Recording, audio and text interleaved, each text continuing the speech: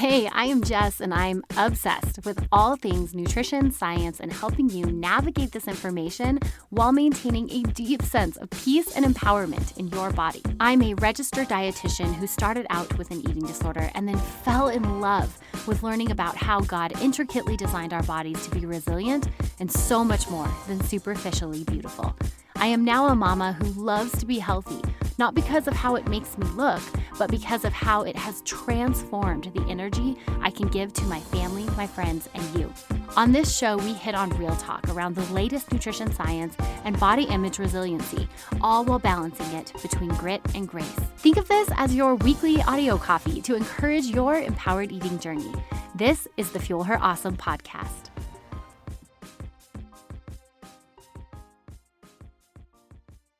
What's up, friend? I'm so glad you're here, and we are kicking off a really awesome series on the Fuel Her Awesome show today. Welcome to the Empowered Eater series. We are going to be redefining food and fitness over the next 4 episodes, and it's not just me. I am so excited. One of my longtime friends, colleagues, co-workers, I just love being around you, Erica. She has been on the show before. You guys know her as Dr. Castleberry. She's actually a part of one of my most downloaded episodes of all time, and we are going to be diving into these really hot topics. So Erica, I'm so glad you're here. I'm so glad to be here. You and I love talking about this stuff, and so let's get down to it. I love thinking about our conversations. Like, you and I go to coffee and we'll sit there for 3 or 4 hours just talking about all the things, empowered eating, food, CrossFit. I mean, we jam out about it. But when I was thinking about us sitting down and recording, I was trying to think of when we met. Like, when did we first connect and realize we have common nerd brains? It must have been back in like 2012 or 2013 Yeah. when I was new to town. And I think we wound up going to lunch together or something with folks at the Eating Disorder Treatment Center. Oh That's my how I gosh. think we met. Yeah, and we clicked pretty quickly. We clicked, yeah. Because we've never actually worked in the same facility. No. But we've always been intermingling together. And we've shared lots of clients over the years. We've helped many people together collaboratively. Yeah, which is a big reason why we're doing this series. Right. I love talking about the food, but one of my favorite parts about our conversations is I'll start talking about the food and you just drop these like nuggets of gold about the psychology behind that, and you really get deeper into it. So that's what we're going to be doing here today. It's going to be awesome. Oh, so excited. So in this series, what you guys can expect is we will be dropping 4 episodes over the next 2 weeks. But what I am most excited about is what's coming after this series. So let's just pause for 1 second, Erica, and talk about what we are bringing in September. Friends, we are going to be collaborating and bringing you a group coaching program. Erica and I are so excited about this. I mean, this was another conversation we had over coffee. It was. And I think if I had to sum up what we hope to teach people in this group is that you can learn a lot about nutrition and become healthier and not obsess about your body and not obsess about it. And you can enjoy, I think, a bit of food freedom, but also have a lot of knowledge and become healthier, because that's what we all need to do, is become healthier, right? Yeah, and I love that. We know it's possible, but I know in the work we do, we hear this cry that folks feel like it's impossible. Like they have to choose a side, either food freedom or I'm counting all my calories and macros, and it feels very polarizing. Right. I think it does. I think in our field, there's 2 main voices, right, about food and nutrition and fitness. And the one voice says, you've got to count everything. You have to be meticulous. You have to be rigid. You have to be strict. You should be thin at all costs. And that's dangerous, right? That's diet culture. The other voice is, I've kind of been thinking of it as the anything goes diet plan, right? Or eating plan. And that's intuitive eating. And the way that's been sold is that don't worry at all about what you're eating. Just eat what feels good, eat what calls to you. And gee, how could that go wrong? Yeah. Well, right. We know how that could go wrong. And I think like what's happening with this polarization is folks feel like they're getting it wrong because they can't choose a side. And I don't blame them. I don't want to pick between those 2 sides either. Right. Right. How do we pick a side? So you and I are saying you don't have to pick a side. You can follow a middle path where you learn a lot about nutrition and you learn how to implement it, and it starts to become more like second nature. Yeah. And you feel better and you ally with your body and you don't try to hate yourself into well-being, because that doesn't work. Right. And so you can learn to neither undereat nor overeat. I think people can learn that. That's what we want to teach them. Absolutely. So we're going to be doing this in a group setting over a 6-week period. We're going to have 5 90-minute Zoom sessions where we have a lesson that we share, and we'll unpack this later on as we go through the show. But essentially, we are going to get like up close and personal with folks. And you and I have both done group work, and how amazing is group work? It's fantastic. When groups go well and they work well, it's life-changing. I did a body image group not that long ago. People walked away like saying it was the best experience they'd had. Yeah, there's something to be said about getting women and men together who have a common goal or even a common struggle. And one, recognizing they're not alone. And two, learning how to take on tools and implement them together, brainstorm how to work through those tools together. And actually the research shows that when people are in group, they're going to take more away from the group members than they do the leaders. Right. They start to challenge each other and support each other. And it just becomes a very, very powerful force for change, right? For the best. Absolutely. So we are really excited about that. Will be the Empowered Era coaching program. I will have all the details in the show notes below, and we'll let you know a little bit more about it as we go through this series. But as for today, we are talking about the empowered eater. Who is she? What does she look like? And how is she picking food off the menu on Friday night? We want to really give you guys some tangible tools in the next 4 episodes. Today, we are talking about 3 signs you are an empowered eater. We want to break down some really quick, easy ways for you to do some self-assessments to see where you are at. And just to let you know, like, nobody's perfect here. Like, this is not a grading tool. This is really just like a compass to help you identify if you're in the right direction. And if you're not, how can we do a 2-degree shift to move in a direction that's more self-serving? So I would say the first sign you're an empowered eater is flexibility, right? You can treat food with flexibility. So you know a lot about nutrition. This is not something where you have a lack of knowledge. You just don't apply it rigidly or obsessively. So, let's say you're eating all your wonderful healthy food groups, but you have to go out to dinner for someone's birthday. You're okay eating some French fries. It doesn't make you want to cry. You don't have a panic attack, but you're probably not eating French fries all of the time. Mm-hmm. What do you think? Yeah, no, I totally agree. I think that idea of discipline with flexibility is that balance. And really the difference is we're not rigid. Right. And, when I think of rigid eating, I think of a few things. I think of folks with eating disorders. Myself, back in college, I was a rigid eater.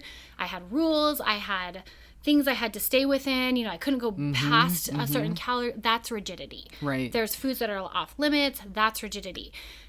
And one of the key litmus tests to see if you're operating in rigidity or discipline is to look at how you respond when you don't get it right.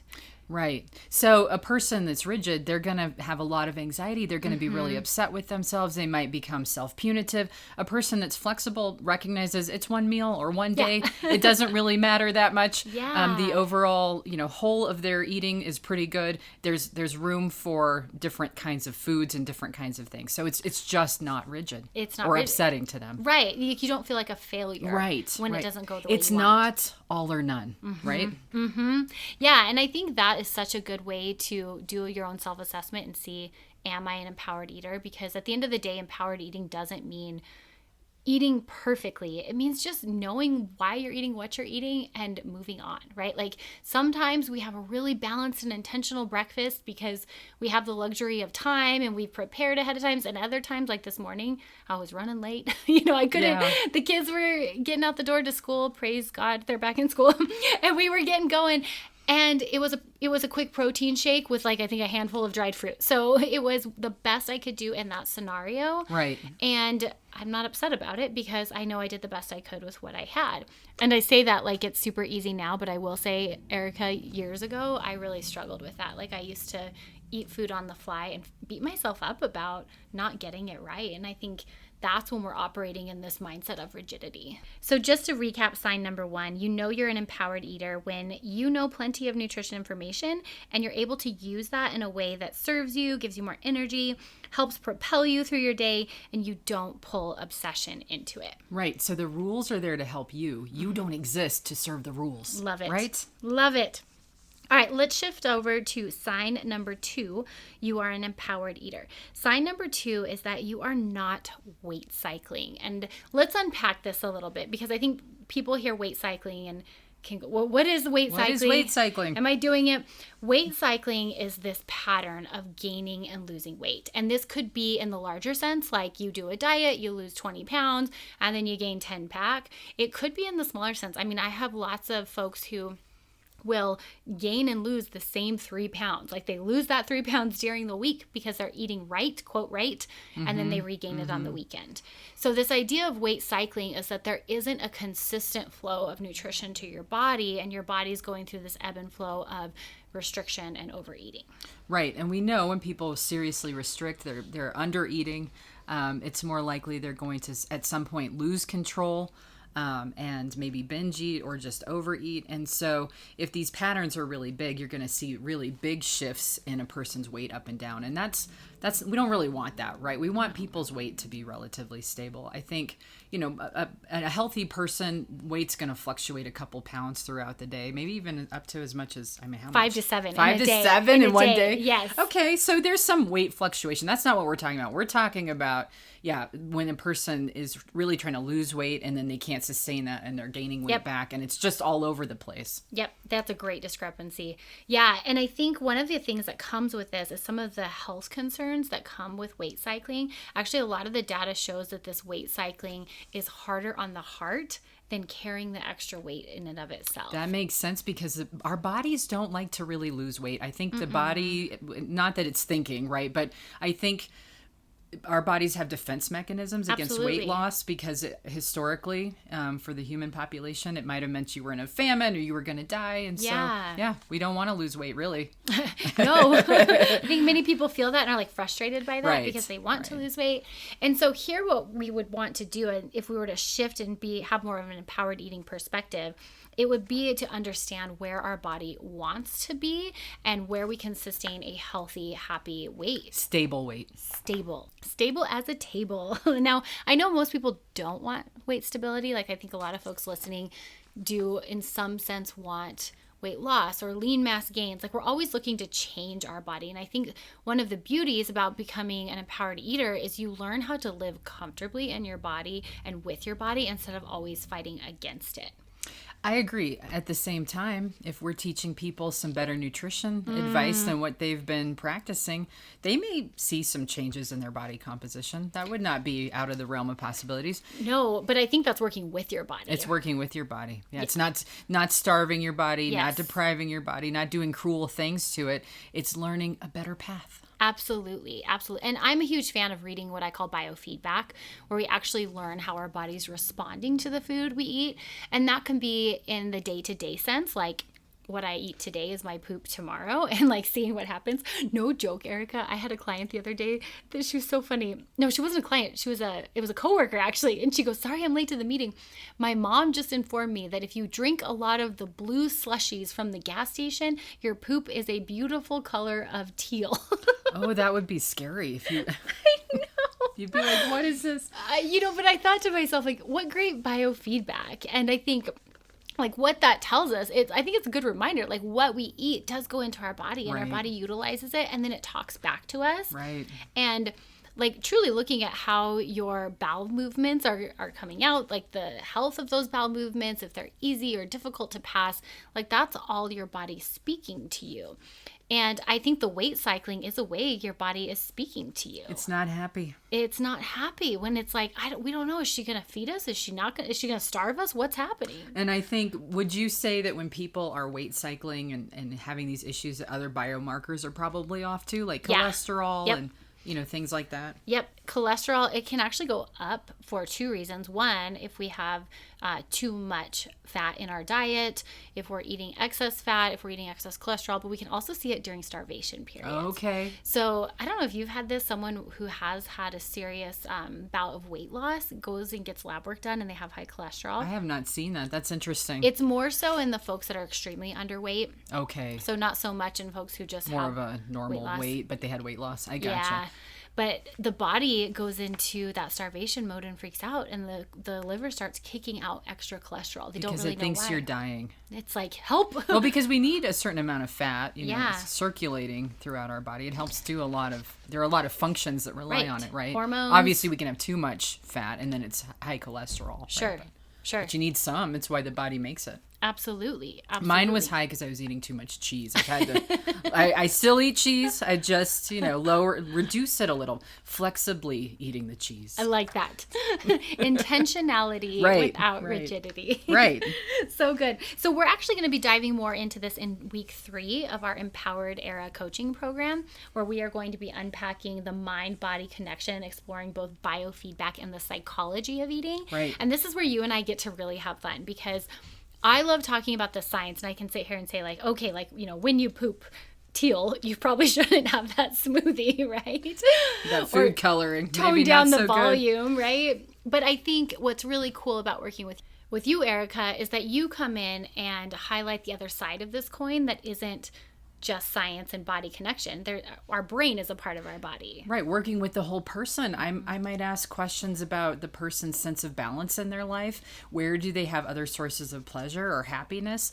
I have worked with clients who the only thing that was making them happy in a day or a week was the food they were eating. So, of course they were overeating the potato chips and the ice cream, and because that was the only thing they had that made them feel happy or contented for a while, because their lives were really hard. And so sometimes we help people kind of find balance other places, new coping skills, which brings us actually to our third point about a sign or you're an empowered eater. Is the third one is you can enjoy food, and we should enjoy our food, but you're not using it as your primary coping mechanism, right?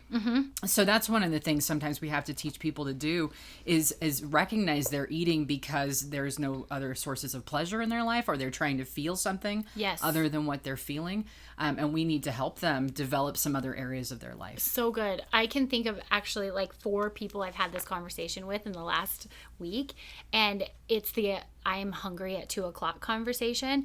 And the first thing I'll do when someone says that is I'll look at when's the last time they ate and what did they eat, right? Because if we should be hungry every 2 to 4 hours physically, and if they have had a substantial lunch and they've had enough time to process the food, I'll say have a snack.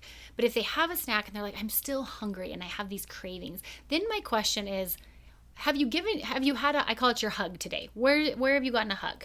Are you enjoying work? Is it stressful? Are you home with the kids and it's loud? Out? Yes. Yeah. And are you really craving the cookie, or are you craving a hug?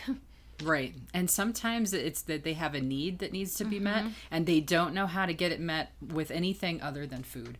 So that's one of the things we want to help people learn how to do too, is to pay attention to, is this really hunger, or is this some other kind of emotional need? It's so good. And I think I want to be clear, because I do think emotional eating, it can be a tool, right? Yeah, I think we all do it sometimes, yeah. right? But if that's the only thing I've got to deal with my emotions, I'm probably going to get into trouble. Yeah, right? And when that becomes the dominant one, absolutely. Right. That's when we see unhealthy comorbidities coming with weight gain. Too much sugar, high blood sugars, high cholesterol. And by the way, the more your blood sugar's high, the more you start to crave sugar, correct?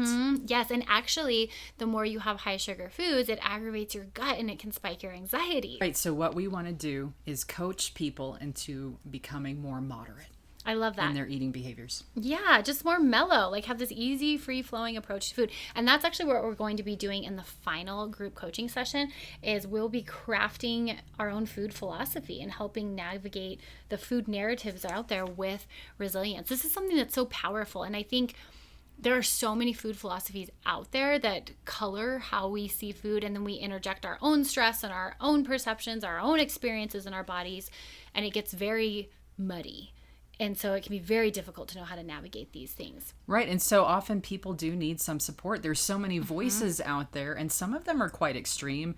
And we're really just trying to present nutrition science, good psychology, and help, support. Yeah. Right? So should we recap these 3 signs you're an empowered eater for the lovely people? Let's do it. Sign number 1, you are flexible with food. Having to eat a cookie doesn't give you a panic attack, but you're not overeating the cookies, right? Okay. Number 2, take it away, Jess. You are not weight cycling. You are able to have a stable, comfortable weight and feel empowered in that body. And number 3, you enjoy food, and food is a great source of comfort and sensuality, but you are not using it as your primary coping mechanism to deal with stress or emotions. I love it. I love it. So check those out. Do a little self-assessment. See how you feel you're doing in those areas. And again, we are not perfect. I mean, I have days where I'm like, oh, okay, I had a little too much fun with my food today. But we can use these as navigators to help direct us back on the path. So do me a quick favor. I want you to pause this podcast and write down one thing you are going to take away into your week. We want one actionable item, one butterfly you can net and just carry into your week. We're going to be bringing another podcast to you this week. So excited in this series. The next one is empowered versus obsessive exercise. We want you to know the difference. This is something I get a lot of messages about, actually, Erica. Like, folks are like, how do we take the principles of empowered eating and put them into exercise? Oh, that's good. Yeah. Big topic. It is a big topic. And so I'm really excited to unpack that. You and I both love to work out. I love it. It feels fun. so good. Mm-hmm. Maybe not always in that moment, but overall. Afterwards, yes. Totally. You're proud of yourself. You feel better.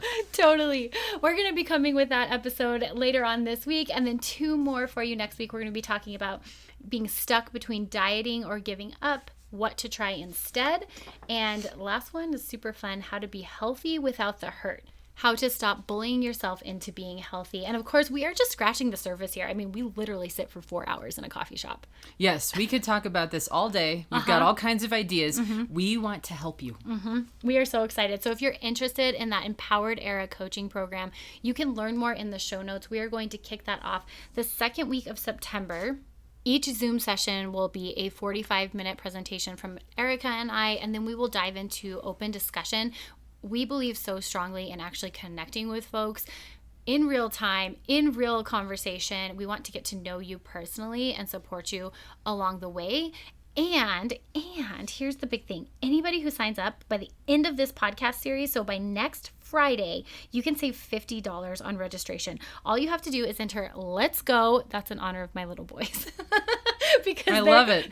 They always say, have you heard little kids say this? Let's go. Let's go. It's like the thing. That's the thing. Yeah. Okay, so that's the code. That's the code. To get your discount. We are excited. Let's go. Let's Empowered go. Eaters.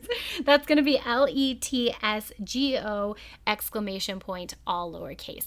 You can enter that to save $50 on checkout through next Friday. Guys, I'm so excited to see you back here in just a couple of days when we unpack empowered versus obsessive exercise. Until next time, cheers and happy eating.